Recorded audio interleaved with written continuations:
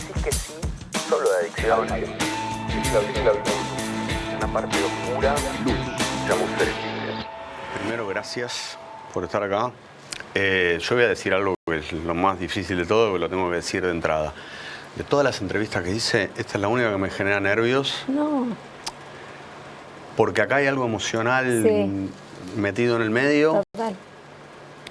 Y porque todos estos días estuve hablando directamente conmigo, diciéndole, loco, acompañá en esta también. No, tranquilo. Está todo bien. Yo vengo porque te amo a vos y a tu familia y a todos. Entonces siento que es un lugar en donde yo me puedo sentir tranquila y estar bien para poder hablar. Así que tranquilo. Bien. Y de hecho, ¿cómo en tu vida primero? ¿Hay algo en tu vida que tenga que ver con la adicción? ¿En algo vos sentís que se te va el control, que tenés que tener cuidado, que podés entrar en una etapa de oscuridad? ¿Hay algo donde tenés que hacer un esfuerzo? Así pensando rápidamente, no. Pero porque también yo siempre hice un esfuerzo muy grande por ser tan prolija, tan educada, tan buena alumna, tan medida en todo, que creo que por eso tampoco me pasó. Y también por la historia que yo traigo. Me parece que no me acercaría a nada que sepa que me puede llegar a generar una adicción. Ante eso, yo ahora que soy padre, Sí. lo veo en Muna y en Nilo, en mis hijos, pobres, que encima yo estoy con el discurso de las adicciones, de la recuperación. Claro. Y todo, entonces Muna sabe todo ese discurso. En tu caso, sí. ¿Cómo vos fuiste creciendo en relación a una familia donde había un componente adicto? Sí. ¿Cómo lo fuiste transitando? Bueno, yo no tengo mucho registro mío en cuanto a eso, pero sí mucho registro de mi papá diciéndome lo que yo hacía en esos momentos. Una anécdota que contó él, que por eso obviamente la cuento, una vez él estaba en el baño consumiendo y yo tenía 3 o 4 años, no me acuerdo bien, y le toqué la puerta hasta que no lo hice salir, que tuvo que tirar todo y tuvo que salir a hablar conmigo y lo que sea, y me dijo, bueno, y me iba salvando de esa manera, él lo decía así, me iba salvando de esa manera, sin saber, por supuesto, que era exactamente lo que él estaba haciendo, pero yo sabía que hasta que él no saliera, yo no me iba a mover de ahí, y él tuvo que salir y dijo, bueno, y ya está, y era así. O por ejemplo, otro momento que se me viene a la cabeza, cuando él hizo la nota, cuando estaba haciendo la campaña Sol sin droga, que era la primera vez que él hablaba abiertamente de cómo empezó a consumir, cómo era su vida con respecto a la droga. Yo también era muy chica, tenía 6 o 7 años, tampoco me acuerdo bien. Y yo le pregunté a mi mamá y a mi papá si yo podía estar presenciando la nota. Sí. Y mi mamá, por supuesto, dijo, no. No es ni un vocabulario, ni una situación que yo quiero que una nena de 6 o 7 años esté presente, ¿no? Y mi papá le dijo, sí, ¿cómo no? Si lo va a leer todo el mundo y va a salir en una revista. ¿Por qué no? Mi hija perfectamente puede estar al lado mío y escuchando todo, y fue una nota, no sé, que te diga, de 3 horas con la revista Gente en ese momento, y yo presencié las 3 horas ahí, escuchando y tratando de entender, obviamente, desde los 6 o 7 años que puede tener una nena, pero sí como teniendo esa info y sabiendo que si yo quería preguntar cualquier cosa, la podía preguntar, que me la iban a explicar de una manera para que yo la pudiera entender en ese momento, pero sí tener respuestas. Entonces, para mí eso siempre estuvo bien, y siempre esa fue mi relación con su adicción. Obviamente.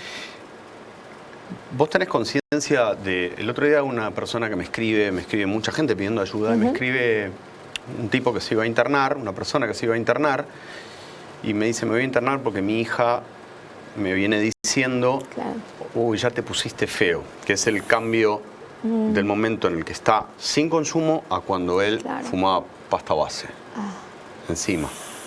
Y ahí pregunto, vos como hija, ¿podés diferenciar lo que era Diego antes del consumo o cuando había consumo? ¿Qué cambiaba? ¿Qué cambiaba en él y qué cambiaba en vos? ¿Qué cambiaba en vos? A mí me pasaba que yo nunca registré una situación de decir, uy, esto se puso feo. Yo no tenía momentos feos con él de decir, uy, estuvo consumiendo o cómo fue. Realmente, tanto a mi hermana como a mí se nos cuidaba mucho en ese sentido. Él se cuidaba mucho y mi mamá también nos cuidaba mucho en ese sentido. Entonces, no tengo registros ni recuerdos feos de decir, uy, la pasamos mal porque él en este momento había consumido o lo que sea. Sí, obviamente, tengo registros de ver cosas de él y decir, bueno, sí, acá no estaba bien. Claramente no estaba bien.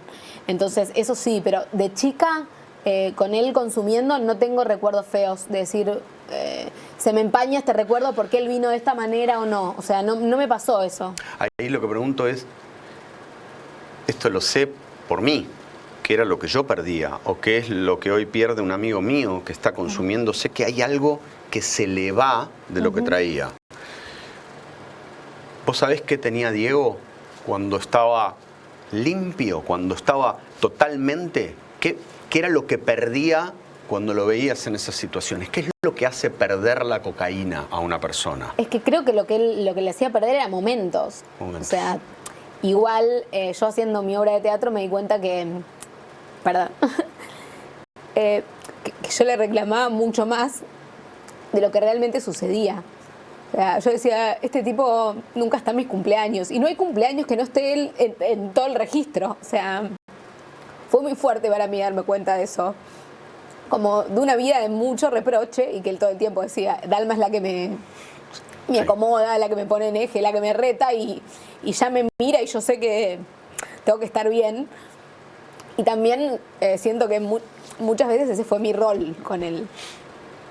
Y bueno, si yo podía ayudarlo de esa manera, para mí estaba bien. Hay una imagen, creo que está en la obra. Yo en la obra, que además nos juntamos antes Sí. y que hablábamos, y yo el día del estreno de la obra estaba Diego sentado, y yo estaba sentado atrás de Diego, encima. Sí. Y en un momento de la obra, Diego tira la mano y yo le agarro la mano. Porque yo había tenido charlas hablando con Diego acerca de la cocaína. Sí. Y en esa obra, creo que es en la obra, hay un momento donde hay una imagen de vos peleándote o defendiendo a Diego, que es en una terraza o en un balcón en Italia. Sí, en Nápoles. En Nápoles. Sí. Ahí hay algo interesante para una hija. Eras muy chiquita y estabas así. Sí. Como sos vos, además, que si tenés que pelar, pelás. Sí. ¿Sentís que lo defendiste mucho desde ese lugar? Sí, sentí que lo defendí mucho, pero no siento que haya sido una carga para nada. No. Lo hubiera seguido haciendo hasta el último día de mi vida. Y lo seguís haciendo. Lo sigo haciendo y siempre digo lo mismo. Para mí es muy claro, y siempre fue muy claro, mi relación con él y cualquier cosa que yo pueda decirle de él y criticarlo es él y yo y listo. Después que nadie venga a criticarlo. Por lo menos a mí que no me vengan a criticar porque, no, digo, con todos sus errores y sus fallas y todo, cada día lo admiro más. O sea, cuanto más personas conozco, más lo enaltecen. Esto que estamos viendo, gracias Dalma por la confianza, gracias por confiar en mí, confiar en Seres Libres y abrir y compartir. Y como bien aclaraste, todo lo que vos y yo hablamos y que van a ver ustedes son cosas que Diego también habló. Nosotros no hablamos de nada que Diego no haya dicho, por una cuestión básica que es que Diego no está hoy acá y que además, con el respeto que merece, nosotros estamos tratando con este programa de que se entienda que esto, como dije antes, puede ocurrirle a cualquiera. Muchos de los que levantan piedras, que levantan la mano, que se llenan la boca, tienen mucho detrás o delante por trabajar. En los grupos nosotros nos decimos, y lo he dicho un montón acá, soltá la lupa y agarrá el espejo. ¿De qué está hablando esa frase? Justamente de eso. Dejá de mirar los defectos en el otro, el puntito que está mal en el otro o en la otra, y empecemos a mirar qué nos pasa a nosotros, qué tenemos que trabajar cada uno de nosotros o de nosotras en este mundo para que el mundo sea un lugar mejor. Sobre todo hoy con la aparición de las redes sociales, donde desde el anonimato absoluto cualquiera puede decir cualquier cosa de otra persona. Y en este programa, como nosotros hemos entrevistado a un montón de gente, programa que pueden ver acá por Crónica HD o que también pueden seguir, si no tienen televisión, por el YouTube de Crónica, el YouTube de Seres Libres o el Facebook de Crónica y de Seres Libres. Hay un montón de opciones y ojalá cada vez sean más las opciones para que la gente pueda entender este mensaje. Pero no me quería ir de algo. Dalma acá está hablando como una hija y Diego, además de todo lo que fue como jugador y todo lo que significó socialmente, también era un padre que como todo padre puede cometer errores, tener virtudes. Por eso digo que este programa está hablando de Diego como ejemplo, un ejemplo más de ciertas cosas que pueden pasar en el rico y en el pobre, como dije antes, en el judío, en el católico, en el macrista, en el kirchnerista. Le puede ocurrir a cualquiera y cada vez está pasando más. Entonces dejemos de tirar piedras, empecemos a abrazar un poco más, porque se está viniendo la noche en un montón de cosas en relación al consumo y a las adicciones, pero también justamente tenemos linternas, antorchas y luz para iluminar a los que la han perdido. Vamos a la segunda parte de esta charla que agradezco enormemente con Dalma Maradona. Cuando yo empiezo a armar este programa, lo llamo a Diego, hace 4 años casi. Le cuento. Y Diego me dijo, yo soy el primero. Luego, y de hecho me dijo una cosa, como yo había grabado esta entrevista que se llamaba Dos Solos, y Diego se enojó porque en un momento se terminó la grabación. Claro, y me dijo, porque duró poco. Sí, habíamos grabado 2 horas y me dijo, no, pero son 3 más. Estaba enojado. Me dijo, si vamos a hablar de todo esto, vamos a ayudar a los pibes y vamos a grabar 6 horas de charla acerca de mi relación y lo que es la droga y lo que es la cocaína. Cuando yo empecé a grabar, Diego estaba con la operación y con todo, ya no pudimos y no se pudo hacer. Pero a lo que iba con esto es, Diego siempre fue muy claro en relación al mensaje, ¿no? Sí. Digo, nunca invitaba a la gente a decir, ¿no? En su discurso había, a pesar de su situación, Sí, había un discurso de no lo hagan. De hecho, en la charla esa, él lo dice, no el jugador que hubiera sido si no hubiera... El jugador que hubiese sido, de hecho, en un momento dice, si no la probaron, no la prueben. Claro. Vamos a venderle a los chicos que no la prueben. Pues a eso voy, digo, ¿cómo? Que no la Ni prueben. hablar. Que no la prueben. Es mentira ese que te dice, te la regalo hoy para hacerte entrar, No, para que para que mañana vayas y le compres, Sí. o le pegues a tu mamá, o le rompas los muebles a tu mamá, o le robes las cosas a tu mamá para comprar droga. No la prueben. ¿Qué es para vos hoy esa sustancia? Cuando alguien dice cocaína, ¿qué es para vos, Alma? A mí me pasaba de chica que ni siquiera podía escuchar la palabra porque era algo como que me ponía nerviosa, que no sabía qué hacer, que no sabía cómo reaccionar, y ahora no hay nada que tenga más claro que es una situación que yo quiero tener lejos en mi vida, en las personas con las que se relacionan conmigo. Si hay algo que tengo clarísimo, ni me interesa probarla, ni me da curiosidad, ni nada. Realmente no es una postura ni nada, pero creo que tiene que ver con esto que te decía antes, con mi historia de vida. O sea, yo lo vi sufrir y lo vi pelear contra eso, lo vi pelear con todas sus armas. Entonces no, digo, ¿para qué? No. ¿Cuál fue para vos la imagen? Diego a mí me contó una, yo no la voy a hacer pública yo, de cuál él sintió que fue como el pozo del pozo. Él me dijo ese día, el pozo del pozo. Era como el fondo del fondo. Pero para vos en relación a él, ¿hubo un momento que para vos es la imagen de la crudeza? Esto lo digo porque por ahí hay hijas que están padeciendo esto con su padre, o por ahí hay padres que están padeciendo esto con sus hijos. Sí. ¿Hay algo? ¿Hay una imagen?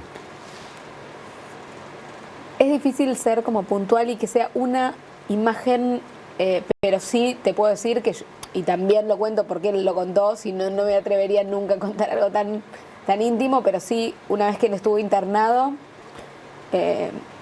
y a nosotros nos vinieron a decir que nada, que teníamos que esperar porque no se sabía qué podía pasar. Realmente era como, bueno, lo único que queda es esperar a ver cómo reacciona él. Y yo fui a hablarle y le decía, tipo, por favor, no te vayas, por favor. Yanina te necesita mucho, por favor. Hacelo por Yanina, porque no sé qué. Y después, porque tenía eso también, de estar en el fondo del mar a los 5 minutos contestándome, diciéndome, no me digas por Yanina, ¿y por vos qué?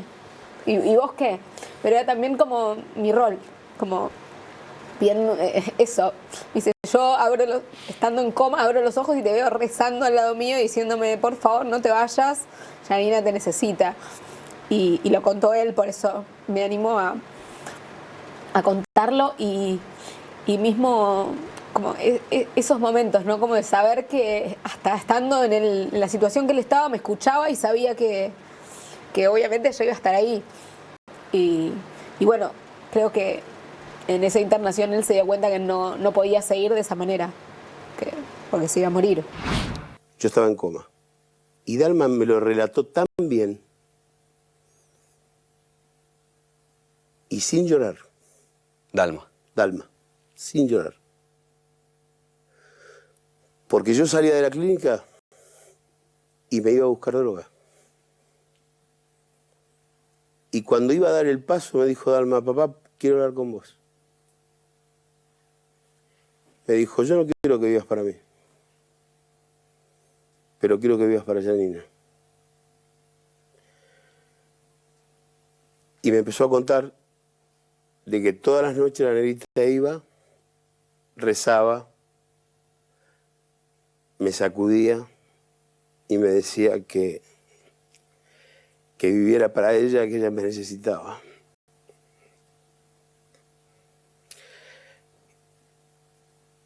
Y no hizo falta ningún fármaco, no hizo falta ningún psicólogo. A mí, de la droga, que estaba terriblemente metido, me sacó el relato de Dalma. Y esto como hija y como hermana. Vos sos la hermana mayor Sí. de Gianni. Y sos la primera hija de Diego y de Claudia. ¿Cómo se convive con ellas? ¿Cómo se convivía con ellas en eso? ¿Cómo veías el dolor de Claudia y también la polenta de Claudia? Sí. Y el dolor, la fuerza y las particularidades de Gianni. Sí, yo siento que cuando era más chica era esto que decías, era la polenta de Claudia tapándonos a nosotras de... O sea, lo que yo te digo, quilombo sabía, pero yo no me enteraba. O sea, situaciones feas capaz, obviamente que había, pero ni mi hermana ni yo nos enterábamos. Era el dolor de ella y de, nada, tener que aguantar y protegernos. Y yo creo que después, ya siendo más grande, yo me puse en un lugar de... Bueno, esta mujer ya está separada de él y no tiene por qué hacerse cargo de esto, entonces voy a salir yo y me hago cargo. Como si yo fuera la mamá de mi papá. Y obviamente fue difícil, pero también yo sentía que lo tenía que hacer yo y que no quería exponer a mi hermana a hacer eso. Entonces era yo la que lo quería hacer, con todo lo que eso implicaba. Pero no me arrepiento para nada y siento que, si bien mucha gente me decía, no sos la mamá, yo sentía que de alguna manera... yo a él lo podía ayudar, yo lo podía sacar como no lo podía sacar nadie. Entonces, ¿por qué no lo iba a hacer? ¿Porque era un peso? ¿Porque era una carga? No, o sea, era mi papá y yo para que él estuviera bien hacía cualquier cosa. Entonces, un poco fue ese mi rol. Al principio muy protegida por mi mamá por ser muy chica y después cuando empecé a darme cuenta, de hecho hay un momento que él estuvo internado en la Suizo la primera vez y justamente salió una placa con la fecha de nacimiento y ese día como que mi papá había muerto, se descompuso mi abuela, me acuerdo, porque prendió la tele y lo vio. Y era como, bueno, alguien tiene que salir a decir que esto es mentira. Obviamente mi papá seguía internado, no es que estaba bárbaro, sí, pero no se había muerto. Entonces era como, bueno, y dije, bueno, está bien, yo voy. Tenía 15 años. Y me agarró un periodista que me dio vuelta como... Cosas que decís en este momento, digo, ¿cómo puedes tener esta crueldad sabiendo que yo soy una piba, que tengo 15 años y que mi papá está internado en terapia intensiva y vos le das Estás buscando la vuelta? Digo, como, yo solo quería aclarar que estábamos rezando para que estuviera bien y que no se había muerto, nada más. Pero siento que a partir de ahí yo tomo un rol que digo, bueno, me hago cargo de que me tocó esto y no digo que lo haya llevado bien o mal, pero no sé, era lo que me tocaba hacer en ese momento y lo hice.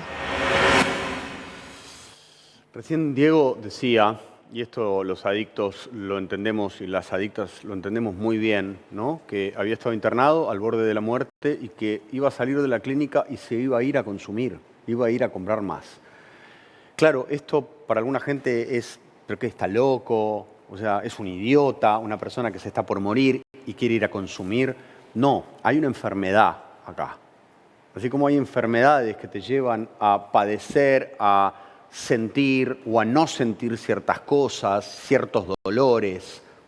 La hepatitis genera ciertas cosas, la diabetes genera ciertas cosas, el HIV genera ciertas cosas.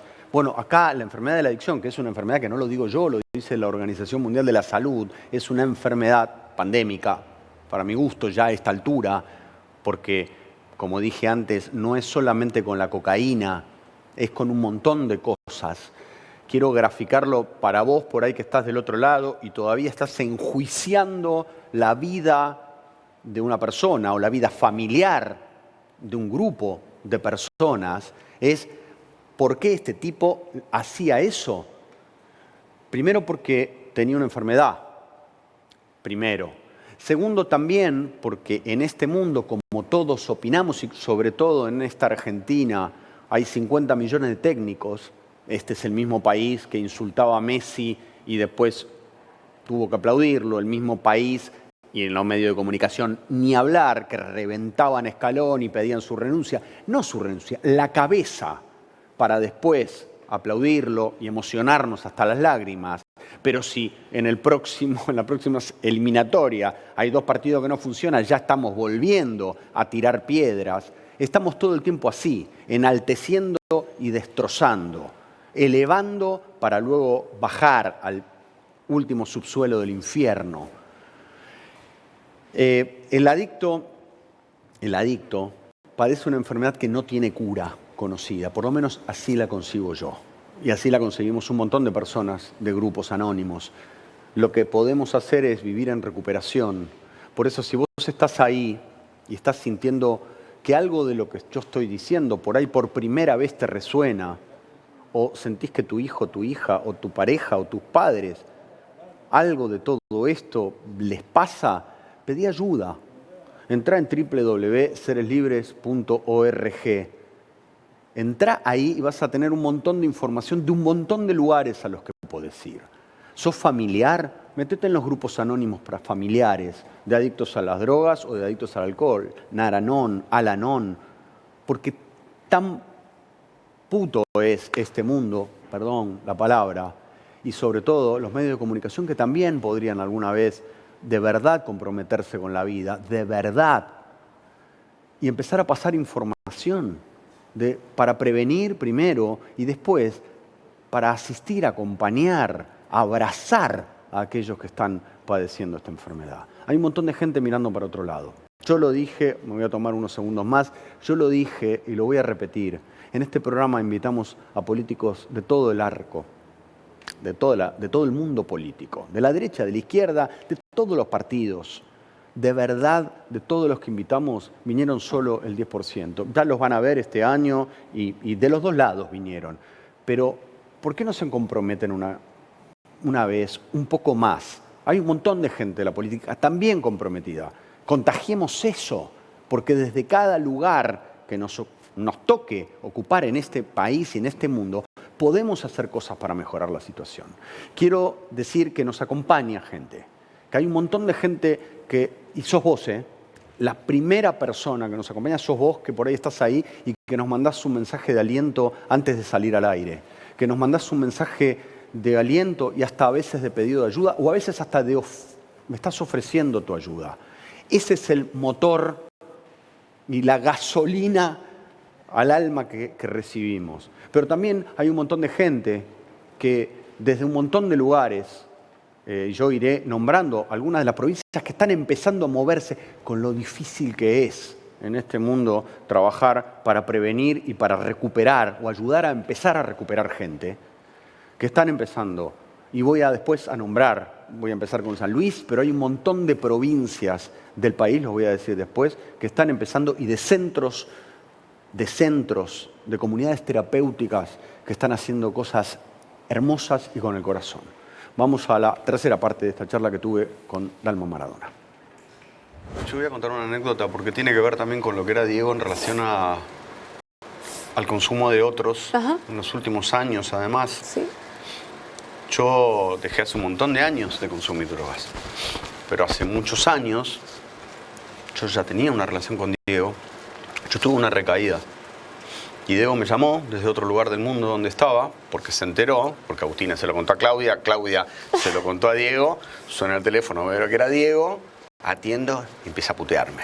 La puta que te parió, pero vos sos un fan. Me putea durante un rato y me dice una frase que para mí pinta lo que era Diego.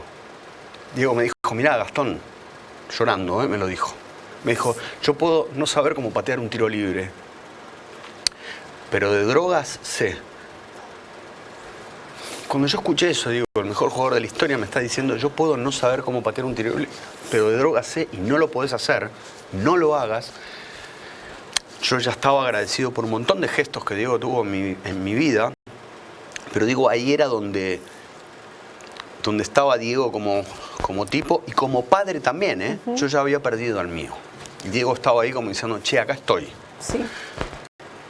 ¿Cómo era Diego en el cuidado? Con vos y el alcohol, con vos y la joda, con vos y el...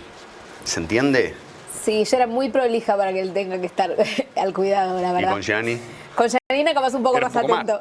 Sí, pero de verdad, todo el tiempo él me remarcaba y me decía, no hace falta ser tan perfecta, Dalma, te puedes equivocar, te puede ir mal en el colegio, te puedes descontrolar, te puedo ir a buscar a un lugar y que... O sea, yo no tomo alcohol, pero pues no me gusta y porque también digo, bueno, qué sé yo, no sé. Entonces era como muy, muy prolija para él y su vida y para lo que después fue Yani, que no es nada descontrolado ni nada, pero comparado conmigo siempre fue. Bueno, Yani no le iba mal al colegio, pero como a mí me iba 11 en vez de 10, siempre era como, ¿viste? Sí, claro. No, bueno, no le va tan bien como a la hermana, pero en ese sentido siempre fue, como te digo antes, mucho más presente de lo que yo creía y mismo muy cómplice también, como... yo no lo necesitaba, pero por ejemplo, si Janina se quería ir del colegio o tenía que zafar de una prueba o algo, aparecía él a buscarla. De repente, no, pero no me avisaron que sí, se retira Janina Maradona, la viene a buscar el padre. ¿Y quién le va a decir? ¿No se la doy al padre? O sea, no. Entonces, nada, me parece que en ese sentido no lo hice sufrir mucho como porque fui demasiado prolija. Dos cosas que tienen que ver con la palabra adicto, ¿no? Que está del otro lado de la libertad. Sí. Adicto viene de no decir y viene de esclavitud. Eran los esclavos en Roma. Los adictus eran los esclavos en Roma. ¿En qué sentís? Porque Diego, paradójicamente, era un adicto que no paraba de hablar. Pero ¿qué sentís que Diego no podía decir? ¿Se entiende? El adicto es aquel que se guarda. Sí, entiendo perfectamente. A él le pasó algo muy feo, que creo que también lo marcó mucho, que fue que una vez que le empezó a ir un psicólogo, le publicaron todas las sesiones. Charlas. Que yo eso no me lo puedo ni imaginar. O sea, vos decís, yo a un psicólogo uno le hice la confianza. La confianza y sabe que queda ahí, digamos, como... Y hasta los demonios, los fantasmas que uno tiene, todo. Entonces, nada, le publicaron eso. Entonces, ya a partir de ahí no te puedes imaginar. Digo, yo sentía que él, capaz, muchas veces le costaba pedir ayuda, la ayuda que él necesitaba, digamos, ¿no? Como, y que algunas veces mi mamá podía leerlo y ayudarlo, y otras veces no. Y en ese sentido, digo, como no tenía un lugar seguro en el que él pudiera hablar de verdad de lo que le sucedía y que nadie se enterara. O sea, eso lo pienso hasta el día de hoy, que no se puede creer, que no lo haya tenido nunca, en ningún lugar. Por eso yo después hice terapia mucho tiempo y cuando era chica hacía terapia y yo le dije, yo necesito ir a un psicólogo, quiero ir. Me dijo, perfecto, yo te cuento lo que me pasó a mí, que obviamente no te va a pasar a vos, yo te voy a acompañar desde otro lugar. Yo no creo en los psicólogos, porque el psicólogo que a mí me atendió me hizo esto. Pero si vos querés ir, yo te voy a acompañar. Y fue eso lo que hizo. Pero siento que en ese sentido él era muy esclavo de sus palabras, siempre, mismo él muchas veces dijo que no quería ser ejemplo de nada porque no se sentía que podía ser ejemplo de nada y estaba bien. Digo, obvio, ¿por qué tendría que serlo? Total, además? De un jugador de fútbol, listo, punto. Yo muchas veces dije que no quiero ser ejemplo y no voy a ser ejemplo, sino le voy a contar mis vivencias a los chicos. Porque creo que la droga está a la vuelta de la esquina y los chicos la pueden agarrar. Siento que él también siempre se hizo cargo de eso, como bueno... si puedo ayudar a alguien, lo voy a hacer en una adicción o en lo que sea. Como vos decís, puedo estar presente ayudándote y esto a vos te va a dar algo para reaccionar o te va a poder ayudar, voy a estar y lo voy a hacer. Siempre fue hacer esas cosas. ¿Y en qué era un esclavo? Dijiste esclavo de sus palabras. ¿En algo sentís que Diego era esclavo? ¿De la fama, del reconocimiento, no, de la gente opinando, de algo más? Sí, a eso voy. Que él decía algo y todo el mundo tenía que opinar de eso que había dicho. O sea, no se lo hacen a los políticos, pero sí a un jugador. O sea, era muy loco en ese sentido. Y también siento que él trasciende como jugador de fútbol también porque tenía una opinión, porque tenía una manera de pensar y que de verdad cada día la valoro más. O sea, es increíble. En una charla que yo tuve con él, en un momento estábamos hablando de la infancia y de cómo le decían. Y entonces no sé por qué la charla devino en que yo le pregunté de todos sus apodos. Ajá. Pelusa, Diego, Dios, Diego, TNT. Le digo, ¿cuál es el que más te gusta hoy? En realidad me dijo, cuando me dicen nene, Claudia me dice nene. Sí. Me dice, yo soy un nene. Me dice, hay un lugar donde yo sigo siendo un nene. Y esa sensación de niño, Claro. que además a veces tiene una madre, o dos madres, o tres madres, porque Claudia, Sí, todas, sí, total. ¿Lo veías en Diego? ¿Veías un niño también? Sí, y lo veía en sus partes lindas también, en su parte luminosa. Por ejemplo, no sé, de mil veces estar ya siendo grande, estando y aparecía una pelota y el tipo se le iluminaba la cara, de verdad, o sea, ni en un niño lo vi tan claro. Era como una cosa que, sí, un niño eterno, y aparte porque, de verdad, de no tener nada a tener todo, entre comillas, y de perseguir como ese sueño, él lo dijo siempre, yo lo único que quería es jugar a la pelota, todo lo que vino después con eso, qué sé yo, no lo elegí, ni lo pedí, ni nada, o sea, fue así y me parece que él siempre quiso como proteger a ese niño, ¿no? Como ese, yo soy jugador de fútbol, esté jugando, ya no juegue más, lo que sea yo, y esto es lo que a mí me hace feliz, y creo que hasta el último día fue así.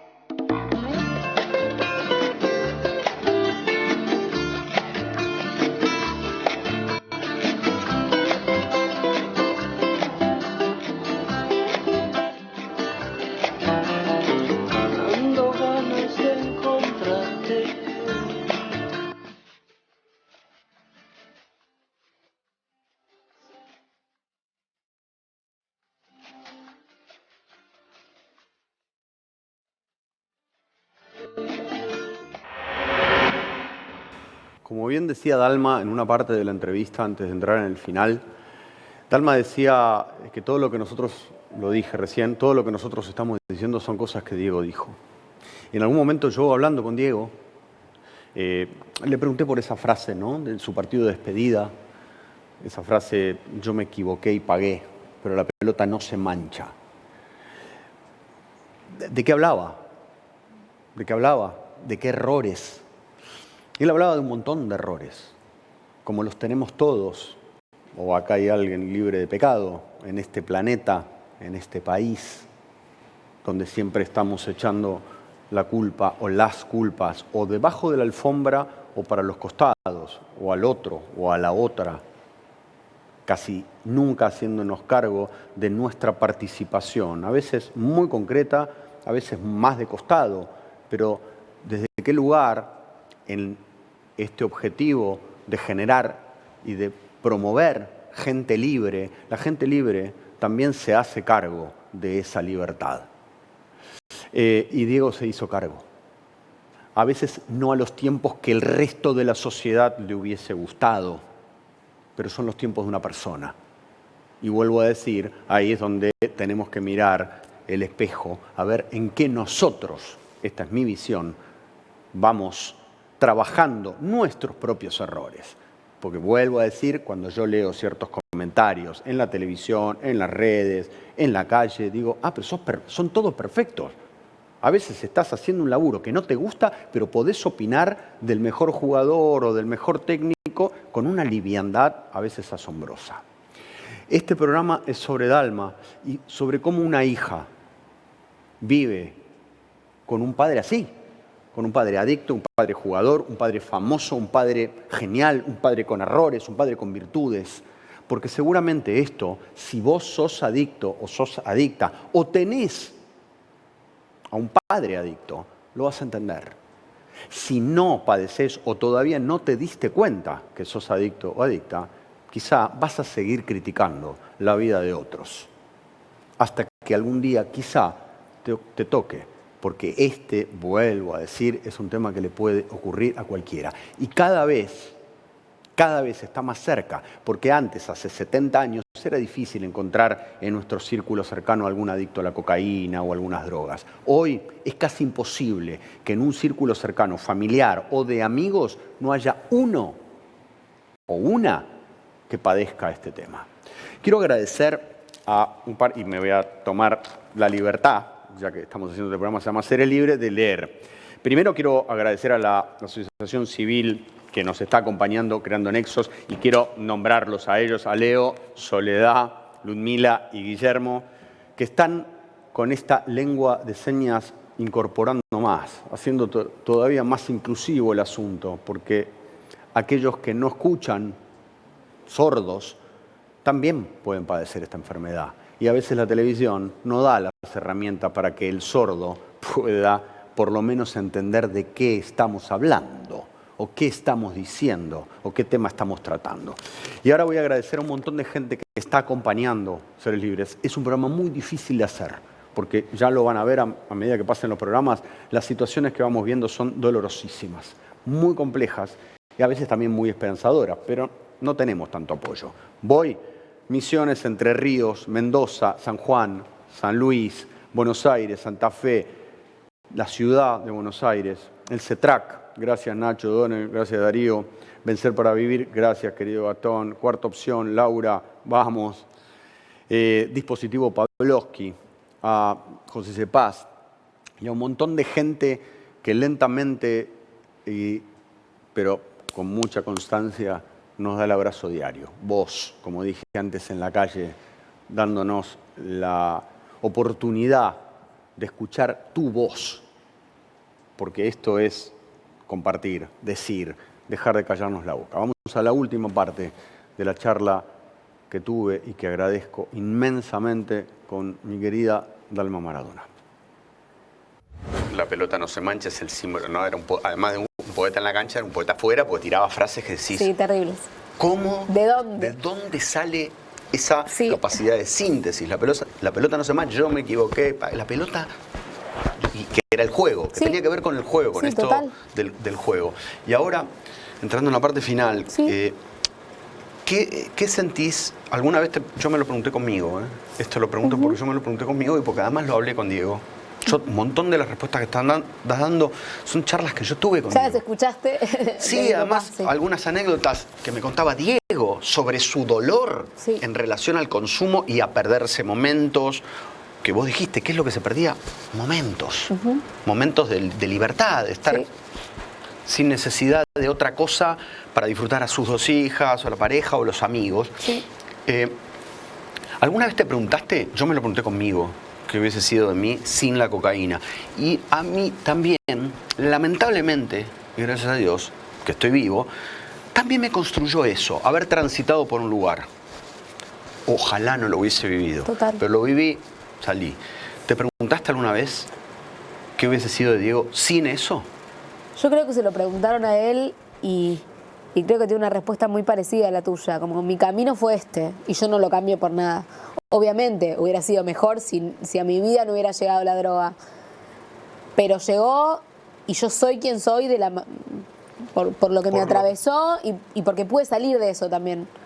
Como que, y creo que ese era su mensaje, como que hay salida, porque él lo dijo siempre y a mí aprovecho para agradecértelo porque ese día salió de la charla y él dijo, vos le preguntaste qué éramos Janina y yo para él, y él a mí siempre me colgó la medalla de decir, Dalma fue la que me sacó de la droga. Entonces yo, ¿qué más quiero que eso? O sea, ya está. Yo no le tengo que explicar nada a nadie, ni a nadie en mi relación con él, porque él explicó en una frase quién era yo para él. Entonces, me pasa eso, digo, yo a él no lo hubiera cambiado por nada nunca, con todo lo que implica y lo que implicó ser su hija. Y creo que él no hubiera cambiado nunca ser quien fue y con las cosas que lo atravesaron, la droga, y saber que se puede salir con mucho amor y con mucho esfuerzo. Y de verdad, yo lo vi a él pelear con todo lo que tenía. Entonces, creo que nada, me pasa eso. él supo escribir muy bien mi relación con él, con esa frase, y fue en una nota con vos, así que gracias. Yo le pregunté ese día quién era, si creía en Dios, quién era Dios. En realidad fue un juego de palabras, Sí. porque a él le decían Dios. Bueno, ¿quién es Dios? Me dijo el que se llevó a mi vieja, Sí. un poco peleado, estaba Enojado. Estaba Sí. enojado. ¿Quién es Dios para vos? Muy difícil, porque yo también estoy muy enojada. Hace 2 años y pico que estoy muy enojada. Porque también salió tantas veces que uno dice, esto no va a pasar nunca. Sí. Entonces, obviamente yo nunca lo puse a él en la posición de Dios, para nada. De hecho, hice una obra explicando por qué para mí eso no era así. Pero sí, estoy muy enojada, obviamente, por no tener a mi papá. Y porque yo lo extraño todos los días de mi vida. También un montón. ¿Y dónde sentís que está, Diego?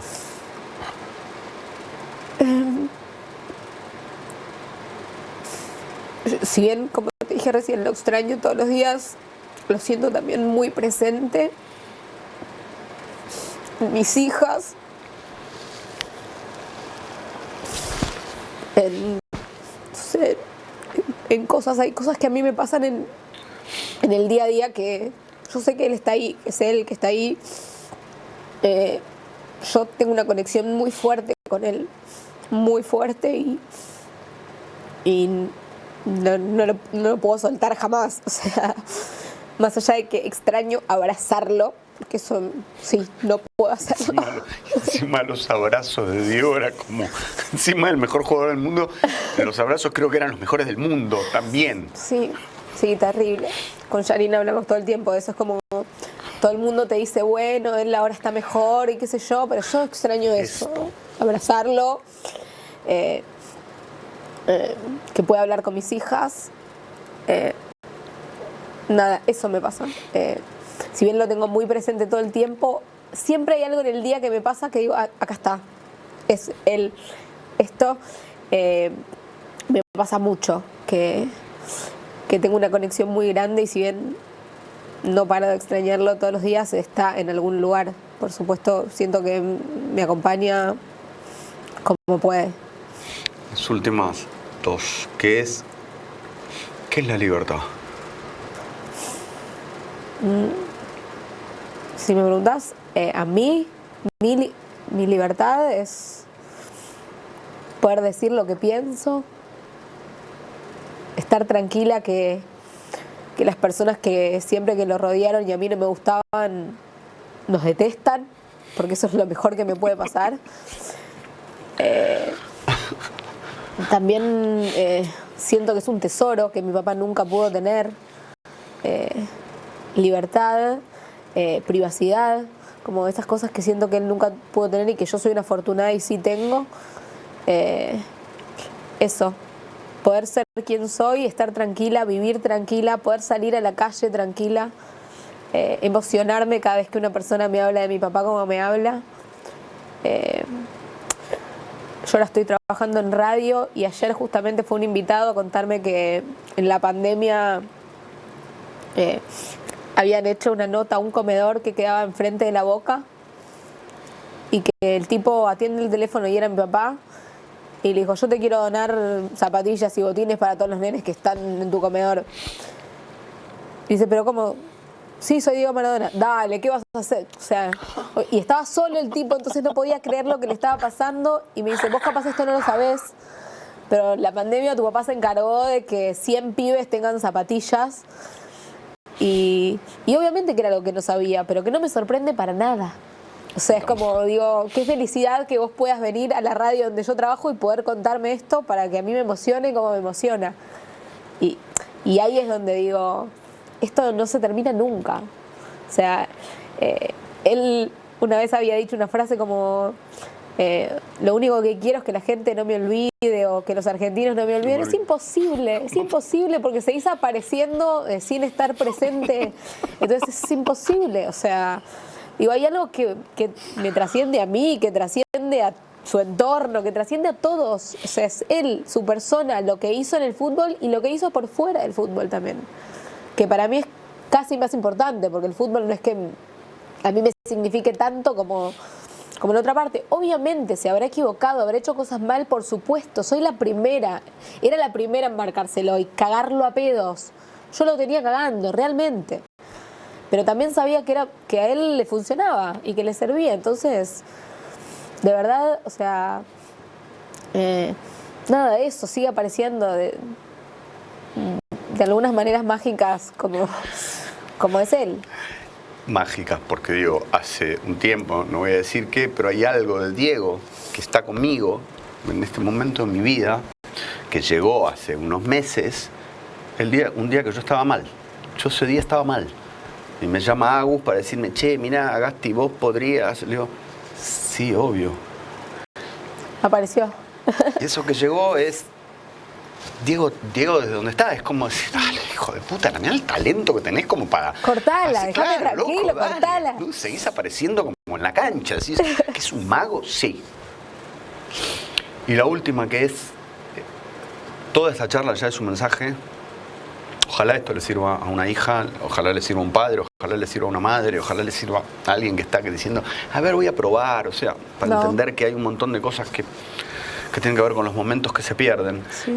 Pero igual, más allá de eso, si hoy pudieras ahora hablarle a una piba de 5, 6, 7, que descubre que hay un padre adentro de un baño, ¿qué le dirías? Quédate ahí, seguí golpeando la puerta, confía en que eso que estás haciendo sirve para mejorarlo, para hacerle bien, confía en vos.